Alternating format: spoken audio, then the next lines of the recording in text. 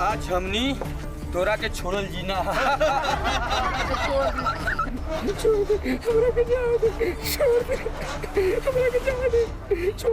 हमरा के छोड़ दी, हमरा के जाए दी। हम पागल नहीं कि हमरा हुआ सब के का बिगड़ ले बानी।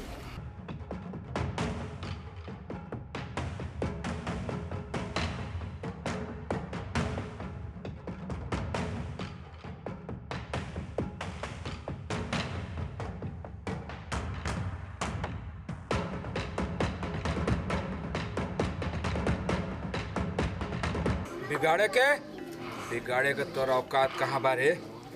बस हमनी के गांव में पागल के जरूरत नहीं खे, बुझले? हमरा के छोड़ दे, जाए दे। पागल नहीं कि हमरा हुआ सब के का बिगड़ ले बानी।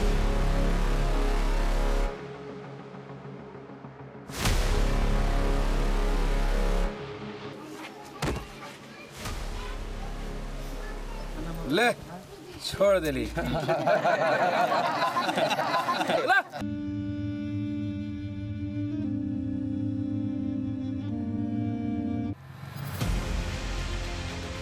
करुणावतारं संसारसारं भुजगेन्द्रहारं सदा वसन्तं हृदयारविन्दे भवं भवानी सहितं नमामि।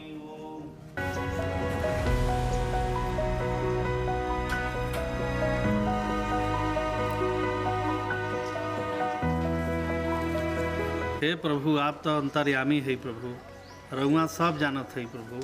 सबका कल्याण करें प्रभु, सबका कल्याण करें प्रभु। चाचा जी प्रणाम। आशीर्वाद बेटा, का हाल चल बा? हमार तो हाल ठीक बा चाचा जी, बाकी गांव के हाल ठीक नहीं थे। का बताएं चाचा जी, कल विक्रम सिंह गांव के एक पागल आदमी के दौड़ा दौड़ा के मार दिया। का ये कैसे हो गई? का कैले रहलू? कुछ नहीं चाचा जी। तब काहे मार डाल? विक्रम सिंह के मुताबिक ये गांव में पागल आदमी की जरूरत नहीं है चाचा जी।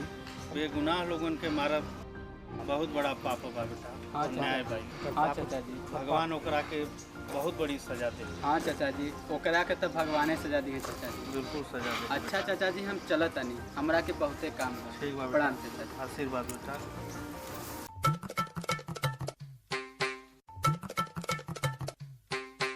अरे मलुआ, 2-3 दिन से हम गोलिये हार जात मानी। कल हम 3 बार में 76 गोली जीते रही। 76 तो हम काहे हाथ बात करी? नहा धो के आइल बड़े। अरे भैया ये तो दतोइनियो ना काले हो। हज करवा के इतनी सी बाड़े अब बड़ी बड़ी बात मारब ना, पैंटिया खुल जाई। अरे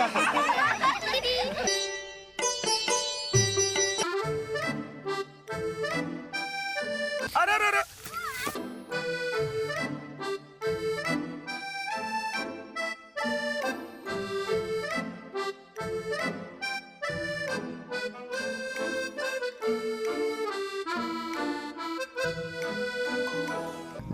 संभाल के चलल गई नहीं।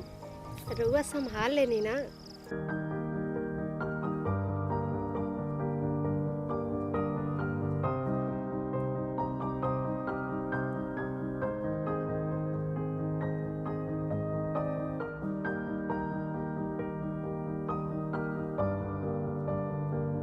अरे चोट लागल हो की तो कल्लू डॉक्टर के यहाँ जाके दवाई ले लिया।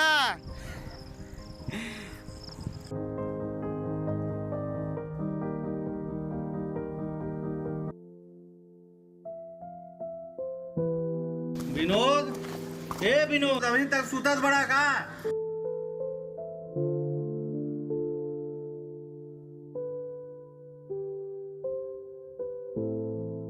जाके भूलन के दुकान से एक बोरा खाद ले आवा। सवेरे सवेरे भूलन सेठ की दुकान खुलल होखी? इतना सवेरे सवेरे भूलन की दुकान खुलल होखी? अरे हम सवेरे टहले गई रही, सब दुकान खुलल रहे। ना सवेरे सवेरे दुकान खोले का जरूरत रहे? ठीक है बाबूजी, हम आवत नहीं लेके।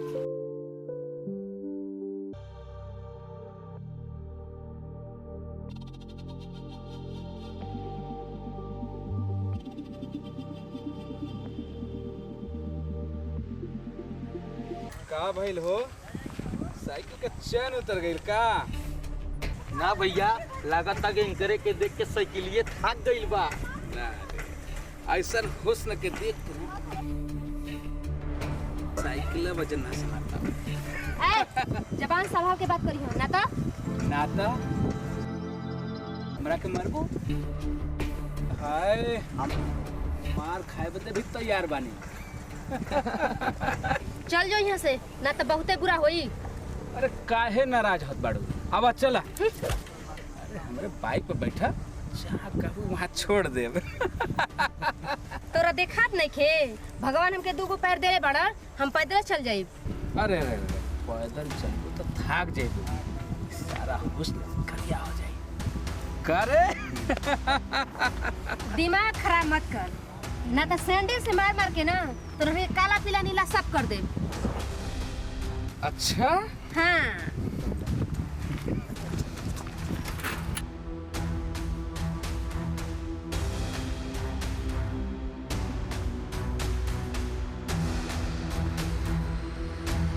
बहुत गरम माल बा यार, करे जब झकझोर के चल गई।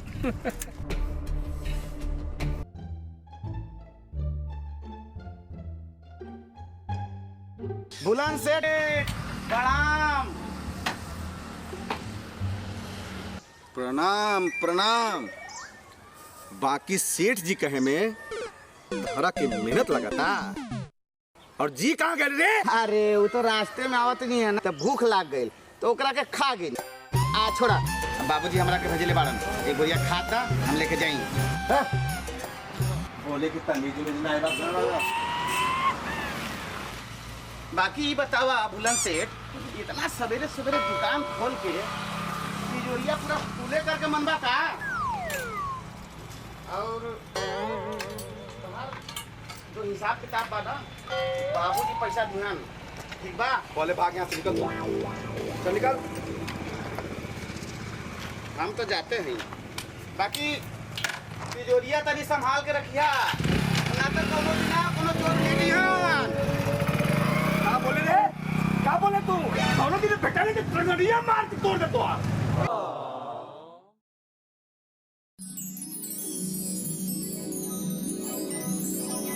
के रहे बाबूजी? अरे वे है विनोदवा शैतान। छोड़ी जाए दी, ली है चाय पी। सवेरे सवेरे मीठा मीठा चाय पीला से पूरा दिन निक निक बीतेला और मूड भी सही रहेला।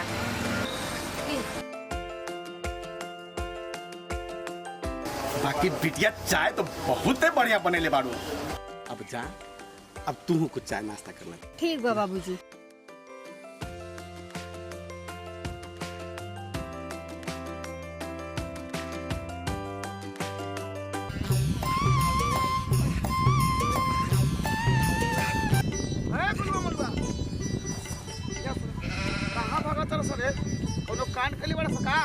बताई ना भैया। चुप चुप भैया, वो कहा ना कि फेकुआ के जन्मदिन है तो मन वही जात है जा। फेकुआ का जन्मदिन है। हाँ हाँ।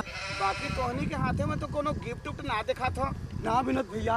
झूठ बोलता, हमनी के ना बनाते झाड़ा लगल बा विनोद भैया। जाएगी नहीं तो पकाई जी इठना बाकी सब अने तो कोनो काम के नहीं बाड़ा सन। हमरे खेते में मत हगिए, नहीं गाड़ काट ले।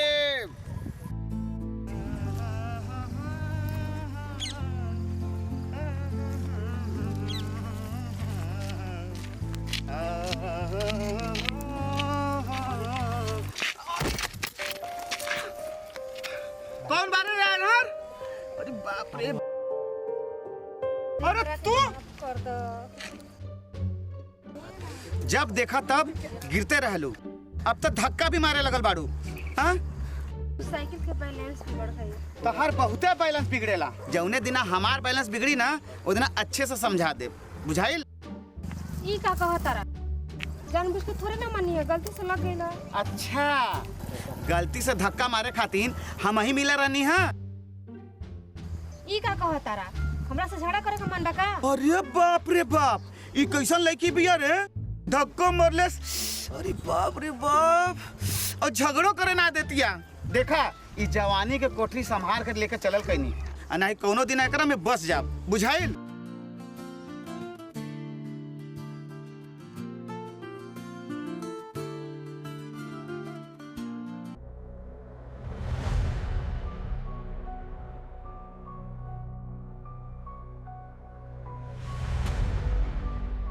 कर रहा था? हाँ? मालिक प्रणाम। अरे प्रणाम प्रणाम। और बेटू कैसे? मालिक हमरे लड़की के अगले महीने शादी बा, कुछ रुपया उधार मिल जाई तो। काहे नहीं? कितना चाहिए? हमरा के मात्र 50,000 रुपया चाहिए मालिक। बस 50,000 रुपया? जी। बाकी कुछ गिरवी रखे? मालिक हमरा लगे गिरवी रखे खातिर कुछो नहीं है। काहे झूठ बोलता है? नदी किनारे तो है 2.5 बीघा जमीन तो बटले बा, ओकरे के गिरवी रहता। बाकी बाकी का पैसा चाहिए तो गिरवी तो रखे के पड़ी, बुझला? मालिक वो खेत में तो फसल लागल बा। तब फसल तैयार होकर इंतजार करा का रे? शादी 3 महीना बाद होखी। ठीक बा मालिक, फिर तो हम खेत के कागज लेके आओ तनी मालिक। जो हम ना रहता हमारा आदमी पैसा तो के दे दे। ठीक बा? ठीक बा मालिक, प्रणाम। प्रणाम।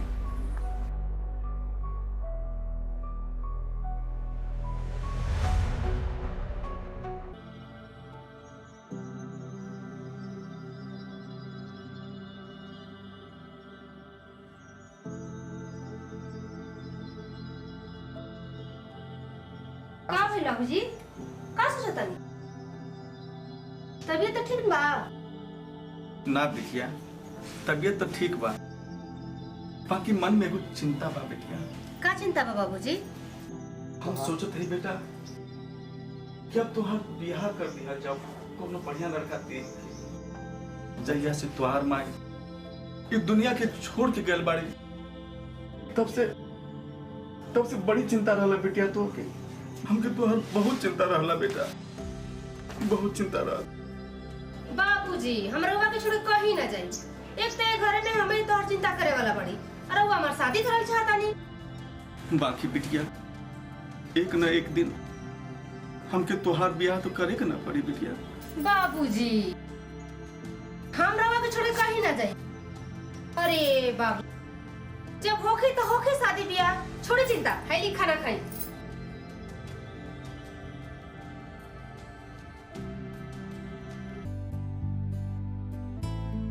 हम तोरा के बहुते चाहले और बहुते पसंद करीले, तो हमरा के पसंद करेलू ना। देखा तू हमरा इनकार मत करिया, हमरा छोड़ के ना जीबू ना जीब, हमरा छोड़ के ना जीबू ना। तोरा के पकड़ ली धा तेरी के। अब तो सपनों में आवे लगनी, बुझाता मिल ही के पड़ी।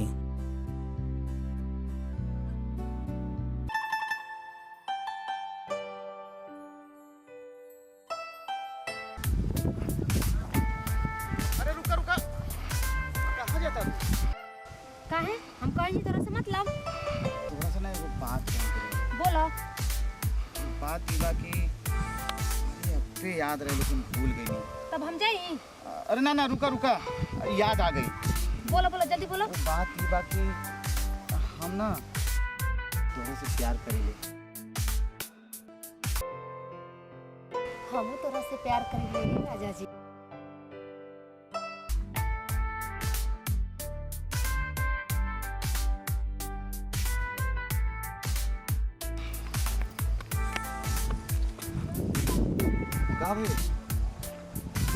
एगो बात कहे तुमसे। कान में बोलो।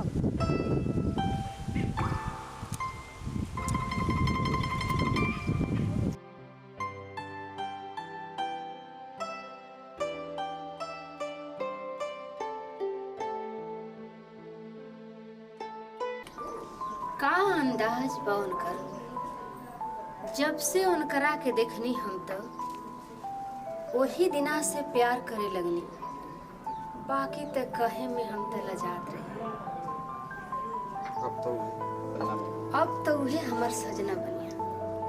प्यार में हम पड़ के अपने आप से बेगाने हो गए। जब से मिले हैं हमको आप, बस हम तो आपके हो गए। प्रणाम बाबू साहेब। अरे प्रणाम प्रणाम। और भुल्लर सेठ बैठी। अरे इधर कैसे? अरे यही रास्ता जात रहनी है, सोची राउर दर्शन करत चली। साहब कहते हैं चाय नाश्ता की व्यवस्था कर। अरे नाना बाबू साहब रहे दी, अभी घर से तुरंत भरपेट खाना खा के नटे तक भर ले बा खाना भी पर। तो का खई बा पीबा, कुछ ठंडा गरम मंगाई का? बाबू साहब पिछले साल के हमार खाद के 11,750 रुपया बाकी बा। हम चाहता नहीं कि राव पैसा हमार दे देती, बड़ मेहरबानी। 11,750 रुपया। अरे 1-2 लाख रुपया हो जाता तब बोलता, छोट मोट रकम अच्छा नहीं लगा।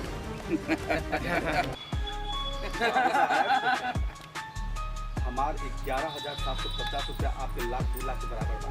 हम धंधा वाला आदमी, आज अगर आप पैसा हमके ना दिला ना तो आज के बाद कबो हम ये दरवाजा पर पैसा खा के ना आए। राम राम। देखली मालिक भूलन सेठवा के ताव। देखली एकर ताव, एकर पैसा एकर ही अंदाज में वापस करब।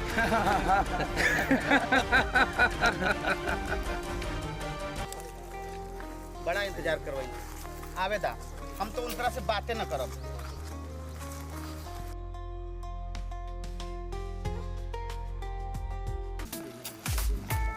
अरे तू के बाड़ू और यहाँ का करे करू? देखा यहाँ से चल जा, हम केहू के इंतजार करत बानी। अगर वो आ जाई ना तो उससे बवाल हो कि हमार पूरा मामला बिगड़ जाई। देखा तू जा यहाँ से, अरे मान जा। देखा हम तो और पैर पकड़ता नहीं। अरे तू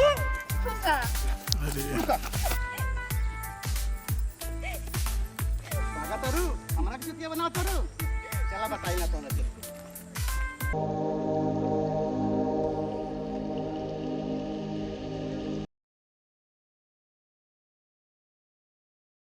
मालिक, मालिक गजब हो गई मालिक। आ जाओ।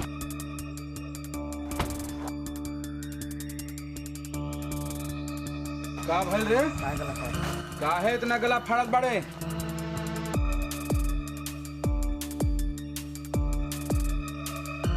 अब बात बहुत भइल। हम तो सोचने के बाद से काम बन जाई, लेकिन बात से ना, अब लात से काम हुई।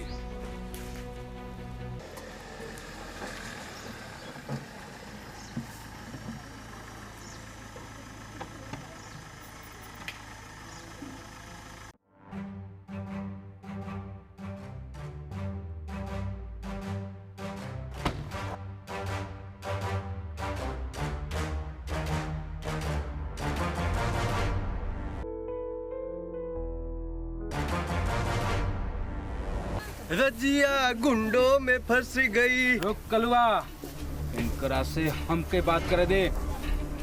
कहे के कि ई हमार जान बाड़े, हमरा में कोनो कमी रहल का? हम तोरा के अच्छा ना लगिला ना, काहे? जौन उनकरा में बा उ तोरा में ना बा। लाखों में एक बने हमार राजा। हो गई तो डायलॉग। अब हमार सुन, तू अगर कोई को दुल्हन बनबी तो सिर्फ हमार और केहू का ना। बुझाए जे हमारा बीच में आई कर मर्डर कर दे।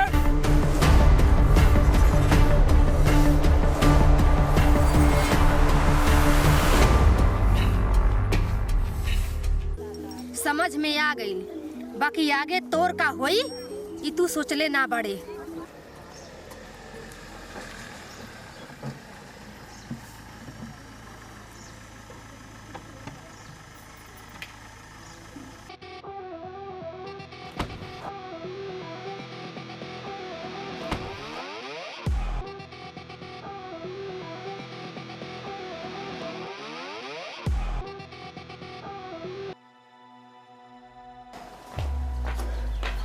प्रणाम, पाए लागू।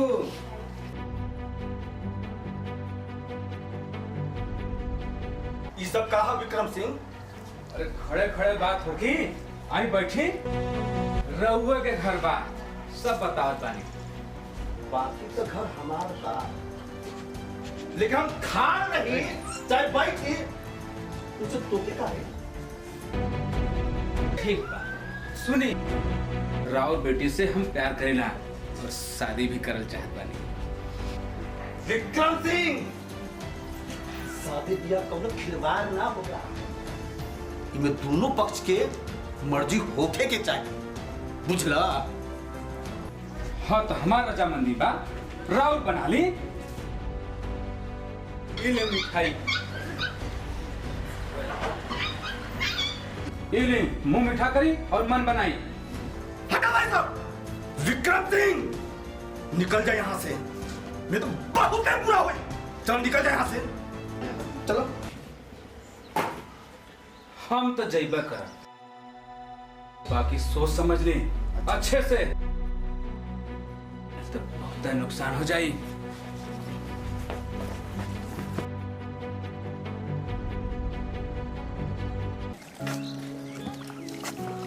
विनोद, विनोद, का भाई?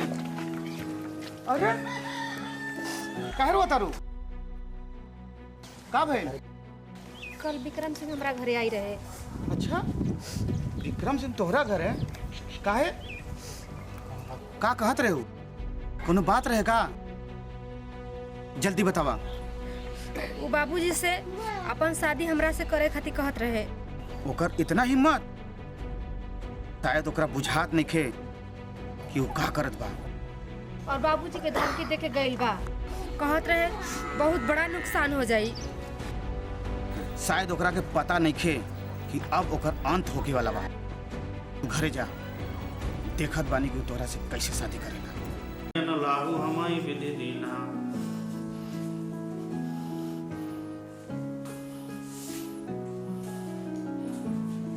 विनोद बेटा। हाँ बाबूजी। कुछ बात का बेटा, परेशान लगा थोड़ा। ना बाबूजी, कौनो बात नहीं खे। कुछ तो जरूर बात है। बाबूजी, एगो बात कह के रहे आपसे। बिल्कुल कहो बेटा। ये बात हम बहुत पहले बतावेला रहनी बाबूजी, बाकी संकोच के मारे ना बता पावत रहनी।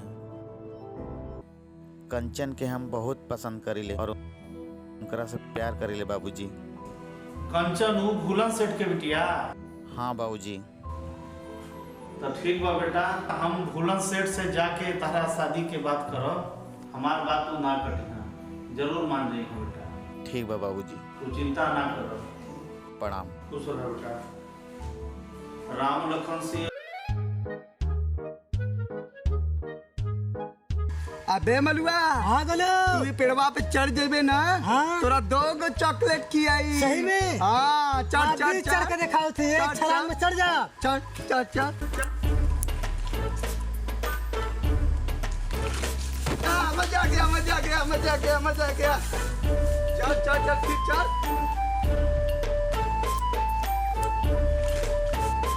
चढ़ कहने का। मजा आ गया, मजा आ गया। चल चल चल चल। बेइज्जती के बदला जरूर ले, घबरा मत बेटा।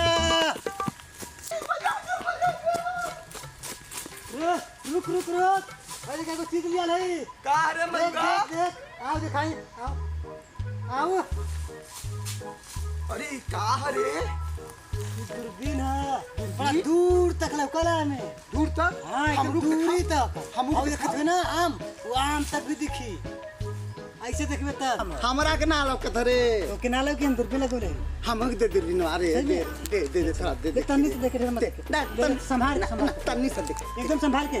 तन्नी तन्नी से ना? हाँ। तन्नी। ना लौकत रे। फिर से लगा, फिर से, हाँ फिर से। हमको तो- अरे मजा कर, मजा कर। आम लौकत कारी है। हाँ हाँ देखो बढ़िया, हाँ हाँ फलत है। हाँ एकदम। देख देख देख, पिया लौकत के हलिया। नहीं हरियर पहले देख, लेकर के नहीं। अरे लग मजा कर, मजा कर। मजा आ गई, हमारे के मजा आ गई।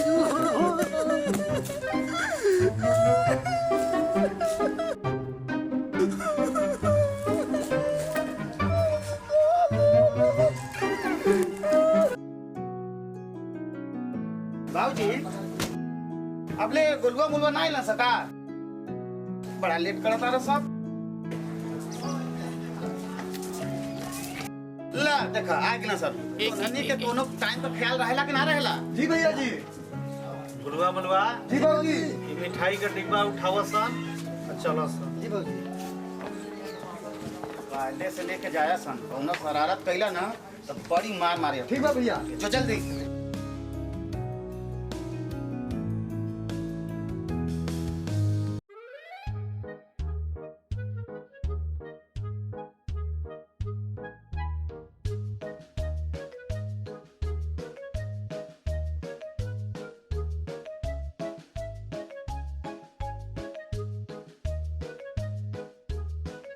भुलवा मलवा जी बाबूजी। तू दोनों यही बैठा सन।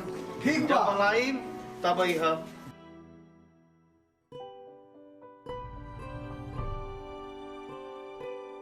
बुलंद से प्रणाम। मदन बाबू प्रणाम प्रणाम। कैसे रह रहा हूँ? आई आई बैठी। आज ये के रास्ता कैसे बोल गए आप? बैठी बैठी बैठी बैठी। बिटिया। जी बाबूजी। अरे चाय नाश्ता कुछ बनाओ बिटिया। ठीक हो बाबूजी। आप हमारा यहाँ आई नहीं, बड़ खुशी भई। हमरा लायक हम सेवा तो रहो पता है। भुलन सेठ तोहरा से कुछ खास बात बा, यही से मिले आई बनी। विनोद हमरा के काहे बतौलस कि राउर बेटी कंचन के वो पसंद करेला। देखा ये होखे वाला रिश्ता के इनकार मत करी। कंचन।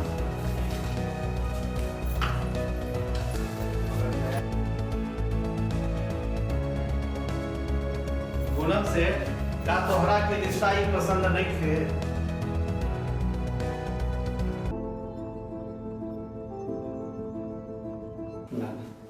नाना मदन बाबू, ये रिश्ता हमके बहुत पसंद बा, बहुत पसंद बा, बहुत पसंद बा।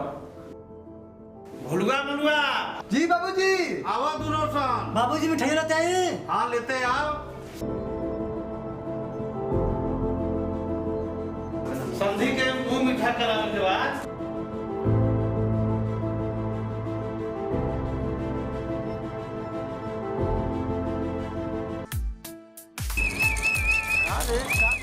बड़ा खुश बड़ा सर। काहे ना खुश रहल छी।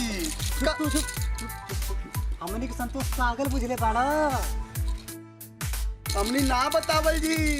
हमनी के पैसा दे तब बतावल जी। टाफी टाफी टाफी खाए के।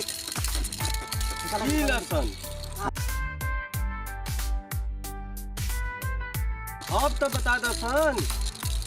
हमन के गांव में एगो दुल्हन आवे वाली बाड़ी। वो बैंड बाजा बारात के साथ। के करा रे? विनोद भैया के और के करा के। और लड़की की है बुल्लन से ठकलई की कंचन कंचन। हमनी के भौजी, हमनी के भौजी कंचन, हमनी के भौजी।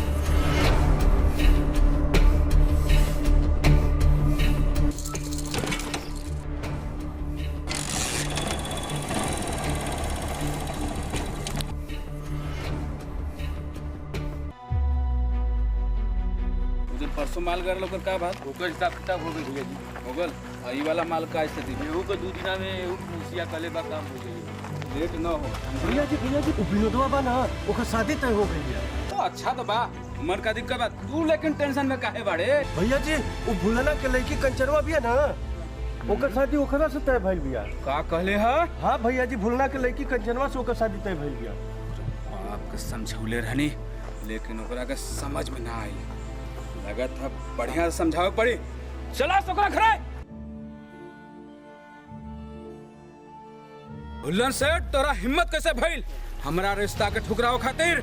इधर जिला जवार में हमरा जैसन धन दौलत कोई के पास बाका? विक्रम सिंह, शादी ब्याह धन दौलत से ना आदमी के व्यवहार से होला। और तोरा पास तो रत्ती भर नहीं के रत्ती भर। वो भिखारी क्या रिश्ता तय करके तू हमरा इज्जत के तार तार कर देना। भिखारी हूँ ना, भिखारी तो तू बाने तू जो हमरा यहाँ शादी के भीख मांगे चले रहे। धवा से करा के देख रास्ता हवेली पे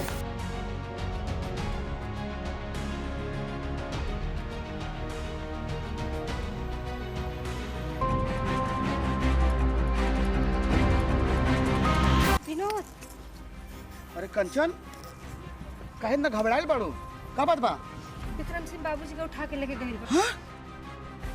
लगा था ओकर पाप के घड़ा भर गइल बा। हमरा के तो बहुत डर लगता है विक्रम सिंह बाबूजी के साथ कुछ करे नहीं। अरे ना तू घबरा मत, तू घरे जा और हम बाबूजी के लेके आवत बानी। विक्रम सिंह अब तक पाप के घड़ा हम फोड़ब, घबरो मत, आवत है हम। भैया जी इस सिठवा के का करल जाओ? एकरा समझौले रहने कि अपना बेटी के शादी हमरा से कर दे, लेकिन एकरा समझ में नहीं आया। विक्रम सिंह तू नाक रगड़ के मर जो, लेकिन अपना बेटी के बियाह हम तोरा से ना करा, ना करा, ना करा तुम। भाई साले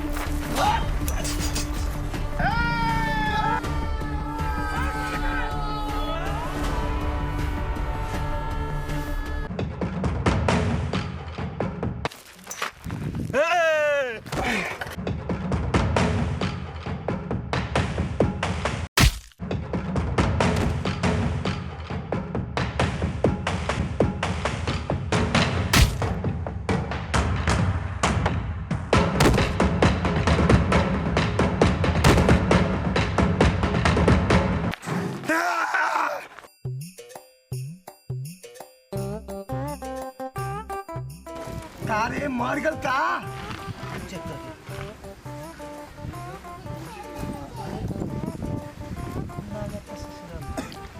मर गल देख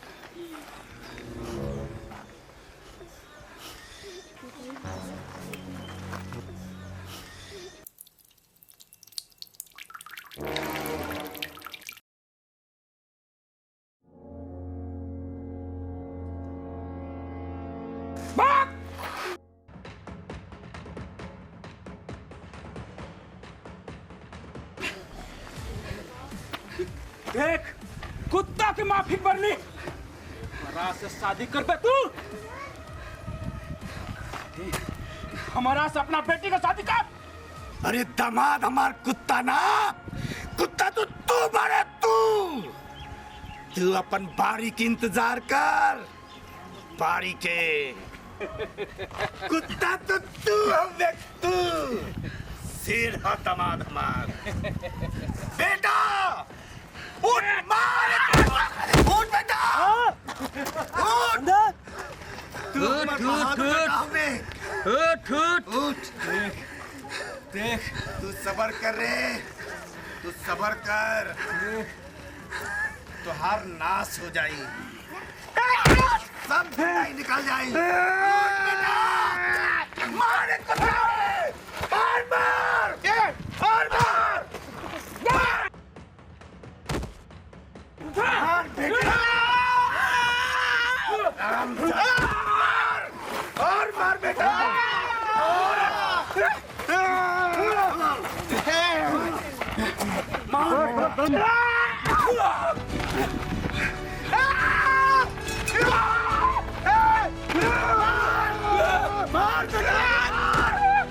मार कुत्ता के, जान से मार दे, जान से मार दे बेटा।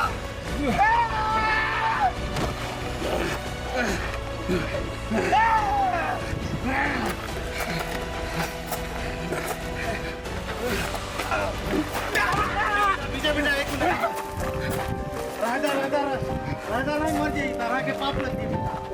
बाबूजी जाए दे बिनो बेटा, जाए दे बेटा, वो पापी के छोड़ दे बेटा, ना तो तहरा के हत्या के पाप लगी बेटा। जा दे बेटा, थोड़ा जाए दे विनोद, जाए दे बेटा। ना ना ना ना, थोड़ा जाए एकरा के छोड़म ना बाबूजी। रह दे बेटा, हमार बात मान लो बेटा। बाबूजी एकरा के ना छोड़म। नहीं रह दे बेटा, रह दे बाबूजी रह दे। सुन माफी मांग इनकरा से, माफी मांग, माफी मांग। रह दे बेटा, एकर पाप के खड़ा जे है फूट गइल है। चल छोड़ एकरा के, कुत्ता के।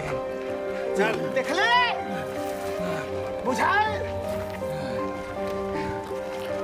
आज के बाद अपने आप के साथ बुझाए।